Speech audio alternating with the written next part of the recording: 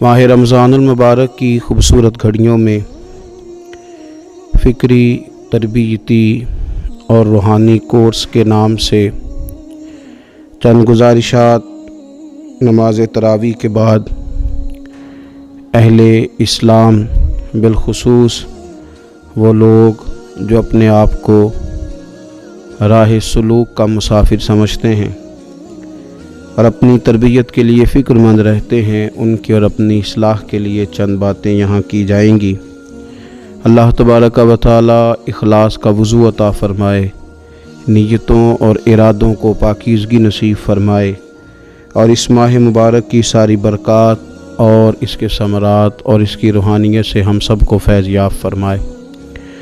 अहले ईमान का ये शेवा है कि वो अपने रब से शदीद मोहब्बत करते हैं। कुरान हकीम में अल्लाह ताला ने फरमाया है कि वल्लज़ीना आमनू अशद्दु हुब्बन लिल्लाह, फरमाया वो लोग जो ईमान लाए वो अपने रब से शदीद मोहब्बत करते हैं। वो जब अपने रब की नेमतों को याद करते हैं, जब वो अपने मालिक के एहसानात का तसव्वुर करते हैं, जब वो अपने रब के बेपाया करम की तरफ देखते हैं तो अपने मालिक से शदीद मोहब्बत करते हैं। और जब वो अपने मालिक से इस कदर ज़्यादा बढ़ के मोहब्बत करते हैं तो फिर वो उन सब तकाज़ों को पूरा करना चाहते हैं, उन सब चीज़ों की तरफ बढ़ना चाहते हैं जो उन्हें अल्लाह तबारक व तआला की मोहब्बत की तरफ ले कर के जाती है। अल्लाह तबारक व तआला चूँकि अपने बंदों की तलब से आगाह है, अपने बंदों की प्यास को जानता है, इनके दिलों में उसकी तरफ बढ़ने का जो जज्बा है, उस जज्बे से मालिक पूरी तरह ना सिर्फ आगाह है बल्कि अपने करम से उसकी तस्कीन भी फरमाता है। तो अल्लाह तबारक व तआला ने वो सारे रास्ते हमें अता फ़रमाए जो रब करीम की मोहब्बत की तरफ हमें ले जाते हैं और उसकी मोहब्बत की लज्जत हमारे दिलों के अंदर पैदा करते हैं। जब अहले ईमान अल्लाह से बढ़ चढ़ के मोहब्बत करें और अपने मालिक की तरफ वो सबसे ज़्यादा अपने कदमों को, अपने दिलों को, अपनी तवज्जो को बढ़ाएं, तो उन्हें कुछ काम ऐसे हैं जो ज़्यादा करने चाहिए। उन कामों में से एक बड़ा काम ये है कि वो अपने रब की इबादत करें। इबादत तो रब के हर हुक्म को तस्लीम कर लेने का नाम है, लेकिन हमारे यहाँ इबादत का तसव्वुर अक्सर नमाज के लिए लिया जाता है।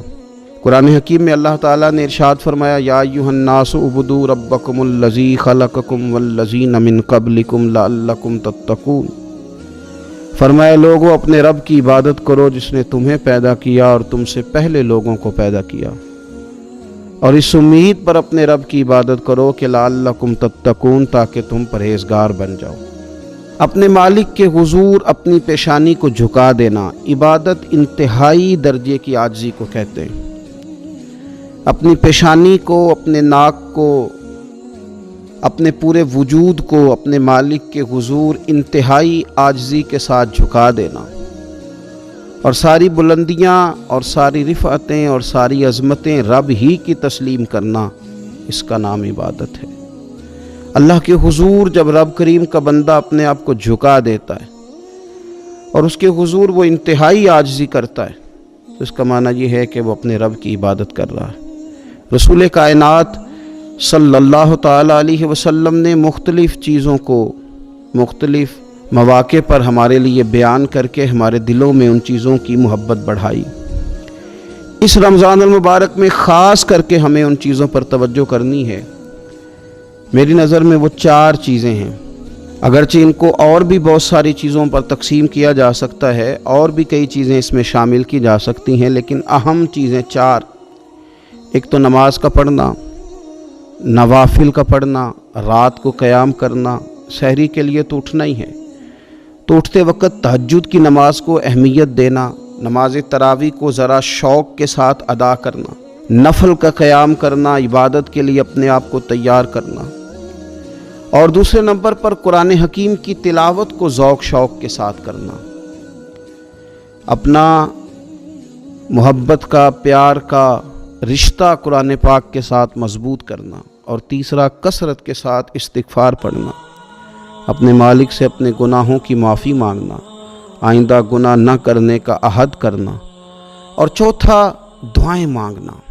یہ 4 چیزیں اگر تھوڑی توجہ کے ساتھ اس ماہ مقدس میں روزانہ کے معاملات میں شامل کر لی جائیں، نماز، تلاوت قرآن مجید، استغفار اور دعا۔ آپ دیکھیے کہ نبی کریم صلی اللہ تعالیٰ علیہ وآلہ وسلم نماز کے اندر محو رہنے کو پسند کرتے تھے۔ حضور نماز کے اندر شامل رہنے کو اور نماز کو بار بار ادا کرنے کو پسند کرتے تھے۔ ہر موقع پر حضور نماز ادا فرماتے، ہر موقع پر۔ سورج گرہن ہے تو نماز ہو رہی ہے، چاند گرہن ہے تو نماز ہو رہی ہے، بارش نہیں ہوتی تو کریم محبوب علیہ السلام نماز ادا کر رہے ہیں، بارشیں کثرت سے ہونے لگیں، طوفان اور آندیاں آنے لگیں تو حضور نماز ادا فرما رہے ہیں۔ جنگ کے موقع پر، بدر کے موقع پر لوگوں کی، صحابہ کی صفیں درست کر کے حضور خود مصلی پر تشریف لے گئے اور نماز شروع کر لی۔ تو ہر وقت نماز کی طرف حضور کی توجہ ہمیں بتاتی ہے کہ نماز پڑھنا، نفل پڑھنا، عبادت کرنا یہ کتنا دلچسپی والا کام ہے، اور مسلمان کا اس کے ساتھ شوق کس قدر زیادہ ہونا چاہیے۔ آج ہم زیادہ بے چین اس لیے رہتے ہیں کہ ہمارا تعلق باقی سب چیزوں سے مضبوط ہوا لیکن مصلی کے ساتھ کمزور ہوا۔ ہماری بہت ساری اس دور کی جدتوں نے ہم سے ہمارے مصلی کی، استغفار کی، تلاوت کی، دعا کی لذت چھینی۔ اگر ہم تھوڑا لوٹ کر کے آئیں اور کچھ گھنٹوں کے لیے، کچھ وقت کے لیے، کچھ ٹائم کے لیے، اگرچہ وہ مختصر ہی کیوں نہ ہو، ہم اپنے معمولات جو عبادت کے تعلق سے ان کو مضبوط کریں، موبائل بند کیے جائیں، ایک کونا تلاش کیا جائے، کوشش کی جائے تنہائی کرے انسان اپنے مالک کے ساتھ۔ نبی پاک صلی اللہ تعالیٰ علیہ وآلہ وسلم نے جو ہمیں طریقے بتلائے ہیں، ان طریقوں کی روشنی میں انسان اکیلا بیٹھے اپنے مالک کے حضور اور خوب اس کی بارگاہ میں نفل پڑھے، تلاوت کرے، استغفار پڑھے، پھر دعائیں مانگے، اپنے لیے بھی مانگے، امت کے لیے بھی مانگے، اپنے لیے بھی مانگے، اپنوں کے لیے بھی مانگے، سب کے لیے اللہ کے حضور سے وہ خیر طلب کرے۔ حضرت سیدنا زید بن ثابت رضی اللہ تعالیٰ عنہ ارشاد فرماتے ہیں، مجمع الزوائد میں، مسند امام احمد بن حنبل میں یہ حدیث موجود ہے۔ آپ فرماتے ہیں کہ میں نبی پاک صلی اللہ تعالیٰ علیہ وسلم کے ساتھ اکثر نماز کے لیے جایا کرتا تھا، تو میں انفرادی انداز دیکھتا نبی پاک صلی اللہ تعالیٰ علیہ وسلم کا کہ حضور جب نماز کے لیے چلتے تو چھوٹے چھوٹے قدموں کے ساتھ چلتے۔ جو نبی پاک صلی اللہ تعالیٰ علیہ وسلم کا روٹین میں چلنے کا انداز ایک کریمانہ تھا، اس سے ہٹ کر حضور مختصر قدم اٹھاتے اور نماز کے لیے تشریف لے جاتے۔ میں اس خوبصورت ادا پر توجہ کرتا تو میرے کریم محبوب صلی اللہ تعالیٰ علیہ وسلم نے مجھ سے فرمایا، زید تم جانتے ہو میں مختصر قدم کیوں اٹھاتا ہوں؟ حضور دلوں کا حال جانتے ہیں نا، تو فرمانے لگے تمہیں خبر ہے میں اختصار کے ساتھ قدم کیوں اٹھاتا ہوں؟ عرض کی یا رسول اللہ صلی اللہ تعالی علیہ وسلم کرم نوازی فرمائیے، بتا دیجئے۔ تو حضور فرمانے لگے کہ جب تک انسان نماز کی طلب میں رہتا ہے نا، وہ نماز ہی میں رہتا ہے۔ وہ جب نماز کی طلب میں ہوتا ہے تو نماز ہی میں ہوتا ہے۔ تو میں چھوٹے چھوٹے قدم اٹھاتا ہوں، ذرا آہستہ چلتا ہوں، تاکہ جتنا وقت طلب نماز میں ہو وہ نماز ہی میں گزرے۔ ذکر حبیب کم نہیں وصل حبیب سے، محبوب کا ذکر بھی اس سے ملاقات ہی ہوتا ہے۔ تو یہ جو سفر ہے نا نماز کے لیے جانے کا، میں چاہتا ہوں کہ یہ ذرا لمبا ہو جائے، اس میں ذرا وقت ملے تاکہ مالک کے ساتھ میں جڑا رہوں، میرا تعلق مضبوط رہے۔ تو سرور کائنات صلی اللہ تعالیٰ علیہ وسلم کی جو خاص دلچسپی ہے نماز کے ساتھ، نفل کے ساتھ، عبادت کے ساتھ، حضور صلی اللہ علیہ وسلم نے ارشاد فرمایا، مسلم شریف میں حدیث موجود ہے، فرمایا اللہ تعالیٰ کے بندہ سب سے زیادہ قریب پتہ کب ہوتا ہے؟ پہلے تو ذرا ان لفظوں کا حسنی ملاحظہ کریں کہ بندہ اور رب کے قریب، بندہ اور اپنے مالک کے قریب۔ وہ بندہ کتنی شان والا ہے، اس کا مقدر آج کتنے عروج پہ ہے جو اپنے رب کے قریب ہو گیا۔ حضور فرمانے لگے غلاموں سنو، بندہ اپنے رب کے سب سے زیادہ قریب سجدے کی حالت میں ہوتا ہے، لہذا فرمایا سجدوں میں کثرت سے دعا کیا کرو، گویا اس سے مانگ لیا کرو سجدوں میں، اب تمہارا قرب ہے، اب تم جب کشکول طلب دراز کرو گے تو وہ تمہیں عطا کرے گا۔ جب تم نے اپنا سر سجدوں میں رکھا ہو تو پھر اپنی آرزویں لے آؤ ساری، اب رب تمہارے کشکول بھرے گا، تمہیں خیرات ملے گی، تمہاری طلب سے بڑھ کر تمہیں عطا کیا جائے گا۔ تو عبادت کے ساتھ جب آپ کا تعلق ہوتا ہے تو آپ قرب الہی میں ہوتے ہیں، اللہ کے قریب چلے جاتے ہیں۔ شرط یہ ہے کہ تھوڑی دیر بھول جائیں موبائل کو، تھوڑی دیر چھوڑ دیں دنیا داری کے خیالات، تھوڑی دیر وہ ایک دن چھوڑ کے سارا کچھ بھی تو جانا ہے نا اللہ کے حضور۔ تو آج بھی اگر کچھ وقت کے لیے ترک کیا جائے، اسلام میں رہبانیت نہیں، لیکن حضور تہجد کی نماز پڑھتے تھے، حضور اعتکاف کرتے تھے، غار حرا میں وقت گزارا نبی پاک علیہ السلام۔ کچھ وقت تو ایسا ہو جو انسان اپنے رب کے ساتھ گزارے، اللہ کے ساتھ اپنے تعلق کو وہ مضبوط کرے۔ دیکھیے حضرت سیدنا یوسف بن عبداللہ بن سلام رضی اللہ تعالیٰ عنہ، یہ حضرت عبداللہ بن سلام رضی اللہ تعالیٰ عنہ معروف صحابی رسول صلی اللہ تعالیٰ علیہ وسلم کے صاحبزادے ہیں۔ یہ حضرت ابو درداء رضی اللہ تعالیٰ عنہ سے ملنے کے لیے تشریف لے گئے۔ فرماتے ہیں کہ جب میں ان سے ملنے کے لیے گیا تو وہ شدید علیل تھے، حضرت سیدنا ابو درداء رضی اللہ تعالیٰ عنہ بڑے جلیل القدر صحابی ہیں اور بڑے صاحب الرائے آدمی۔ حضرت عمر فاروق رضی اللہ تعالیٰ عنہ اکثر ان سے مشورہ لیا کرتے تھے۔ فرماتے ہیں میں جب ان سے ملنے کے لیے گیا تو وہ سخت بیمار تھے اور اسی بیماری میں ان کا وصال ہوا۔ میں ان سے ملنے گیا تو وہ مجھ سے کہنے لگے کہ بھتیجے، حضرت عبداللہ ابن سلام کے بیٹے ہیں نا یوسف بن عبداللہ، تو وہ چونکہ ان کا دوستانہ تھا، کہنے لگے بھتیجے تم اس شہر میں کس طرح آئے؟ تو جناب یوسف بن عبداللہ کہتے ہیں میں نے عرض کی کہ آپ کا میرے والد کے ساتھ جو تعلق تھا، جو دوستانہ تھا، اس تعلق نے مجھے مجبور کیا کہ میں آپ کی تیمارداری کروں۔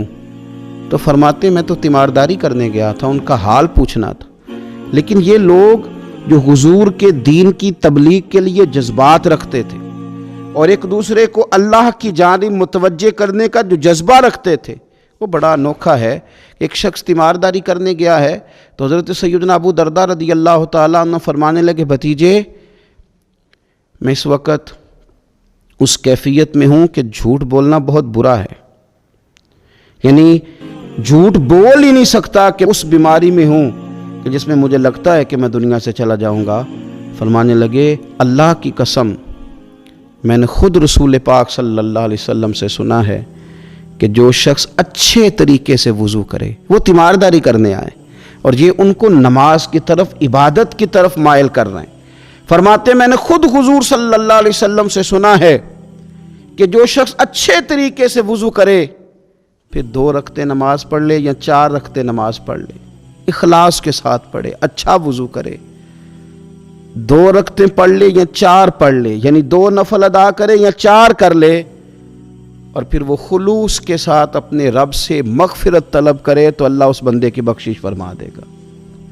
یہ میں نے سنا ہے حضور سے، یہ میں نے خود سنا ہے۔ مرض وصال میں سیدنا ابو درداء رضی اللہ تعالیٰ عنہ اس کو بیان کرتے ہیں۔ تو رمضان المبارک کے اندر ہمیں موقع ملتا ہے نماز پڑھنے کا، نماز تراویح کا، رات کے قیام کا موقع میسر آتا ہے۔ ایک تو عشاء کے بعد موقع ملا تراویح پڑھنے کا، ایک یہ کہ ہم کو سحری میں اٹھنا ہے، اور تہجد کی وہ خاص فضیلتیں جو عام دنوں میں کئی دفعہ مشکل ہوتی ہیں، وہ اٹھنا تو ہے۔ اگر تھوڑا سا 10 منٹ پہلے اٹھا جائے، وضو کیا جائے، اچھے طریقے سے کچھ نوافل ادا کر لیے جائیں، پھر سحری کے معاملات میں مشغول ہوا جائے۔ نبی پاک صلی اللہ تعالیٰ علیہ وآلہ وسلم ارشاد فرماتے ہیں، یہ ترمذی شریف کی حدیث ہے، حضور علیہ الصلوۃ والسلام نے ارشاد فرمایا کہ رات کا قیام اپنے اوپر لازم کر لو۔ اگرچہ یہ لازم کرنا یہ استحبابی حکم ہے، حضور صلی اللہ تعالی علیہ وسلم نے اسے فرض قرار نہیں دیا، لیکن حضور شوق دلاتے ہیں۔ فرمایا رات کا قیام، رات کا قیام، ساون کی کالی راتوں میں جب بوندا باندی ہوتی ہے، وہ راتوں کو اٹھ روتے ہیں جب خلقت ساری سوتی ہے۔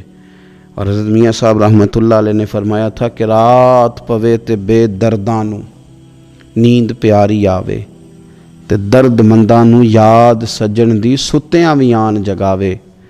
فرمایا رات کا قیام، حضور سید عالم صلی اللہ تعالی علیہ وسلم فرماتے ہیں رات کا قیام اپنے اوپر لازم کر لو، اس لیے کہ یہ رات کا قیام تم سے پہلے نیک لوگوں کا طریقہ ہے، اور یہ تمہارے لیے قرب خداوندی کا باعث ہے، یہ تمہیں اللہ کے قریب کر دے گا۔ اور حضور صلی اللہ تعالی علیہ وسلم فرمانے لگے یہ رات کا قیام تمہاری برائیوں کو مٹا دے گا اور یہ تمہیں گناہوں سے روک لے گا، گویا رب کریم تمہیں معافی عطا فرمائے گا، یہ تمہارے لیے بخشش کا ذریعہ بن جائے گا۔ یہ برائیوں کو مٹانے والا ہے رات کا قیام، یہ گناہوں سے روکنے والا ہے رات کا قیام۔ تو نماز کی طرف خاص توجہ کریں۔ اسی طرح کا معاملہ تھوڑا سا ہمیں ذوق کے ساتھ قرآن پاک کی تلاوت کے ساتھ اپنے آپ کو وابستہ کرنا چاہیے۔ بہقی شریف میں حدیث ہے، نبی پاک صلی اللہ تعالیٰ علیہ وسلم نے فرمایا میری امت کی سب سے افضل عبادت تلاوت قرآن ہے، سب سے افضل عبادت تلاوت قرآن ہے۔ اور حضور صلی اللہ تعالیٰ علیہ وسلم فرماتے ہیں قیامت کے دن قرآن پڑھنے والے سے کہا جائے گا تو پڑھ، تو جتنی آیتیں پڑھتا جائے گا رب تیرے اتنے درجے بلند کرتا جائے گا۔ تلاوت قرآن کے ساتھ خاص ذوق۔ رمضان شریف کے اندر گھروں کے اندر اگر قرآن پاک کی تلاوت کی جائے، ہم دیکھتے تھے جب دیہاتوں میں ہوتے تھے تو گھر کے اندر بڑا ذوق ہوتا تھا قرآن پاک کی تلاوت کا۔ بہن بھائی ایک دوسرے سے پوچھتے تھے تیرا کون سا سپارہ ہے، تو وہ کہتے تھے میں کیوں بتاؤں، تو بتا تیرا کون سا ہے۔ کیوں؟ اس لیے کہ ایک شوق ہوتا تھا کہ ایک دوسرے سے آگے بڑھنا۔ تو نبی پاک صلی اللہ تعالیٰ علیہ وسلم نے فرمایا دنیا میں قرآن مجید پڑھتا تھا، اس سے قیامت کے دن بھی کہا جائے گا کہ اب تو پڑھنا، تو وہ جتنی آیات پڑھے گا رب اس کے اتنے درجے بلند کرے گا۔ تو رمضان شریف کے اندر خاص ذوق قرآن مجید کی تلاوت کا۔ پھر اسی طرح کا معاملہ استغفار کے ساتھ، نفل پڑھے جائیں، تلاوت کی جائے، اور پھر استغفار کثرت سے پڑھا جائے، استغفار کثرت سے پڑھا جائے۔ نبی پاک صلی اللہ تعالیٰ علیہ وسلم کا نا محبوب وظیفہ استغفار پڑھنا، اللہ کے حضور توجہ کرنا، توبہ کرنا۔ حضور تو معصوم ہے، نبی پاک تو معصوم عن الخطا، حضور سے تو معاذ اللہ کوئی گناہ سرزد ہوتا ہی نہیں۔ اور انبیاء کے بارے میں جو کوئی ایسے نظریات رکھے وہ گمراہ ہے، لیکن حضور صلی اللہ تعالیٰ علیہ وسلم نے فرمایا لوگو، یہ بخاری مسلم میں حدیث ہے، فرمایا لوگو اللہ تبارک و تعالیٰ کی بارگاہ میں توبہ کرو، بخشش طلب کرو۔ حضور فرماتے ہیں میں دن میں 100 مرتبہ اپنے رب کی بارگاہ میں توبہ کرتا ہوں۔ حضور تو معصوم ہے۔ یہ توبہ کس لیے ہے؟ یہ تعلیم امت کے لیے، یہ ہمیں سمجھانے کے لیے، یہ ہماری توجہ دلانے کے لیے، یہ بتانے کے لیے ہے کہ یہ استغفار درجات کو بلند کرتا ہے۔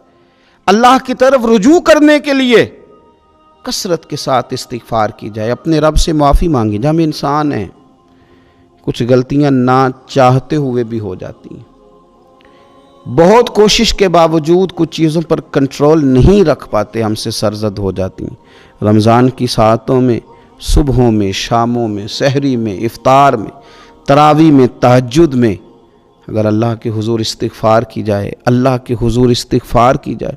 مسند امام احمد بن حنبل میں حدیث ہے، حضور صلی اللہ تعالیٰ علیہ وسلم فرماتے ہیں، اور یہ حدیث اتنی زیادہ انسان کو خوشی دیتی ہے اور رب کی رحمت کو بندے کے اتنا قریب کر دیتی ہے، اتنا اللہ کے قریب کر دیتی ہے کہ انسان جھوم اٹھتا ہے۔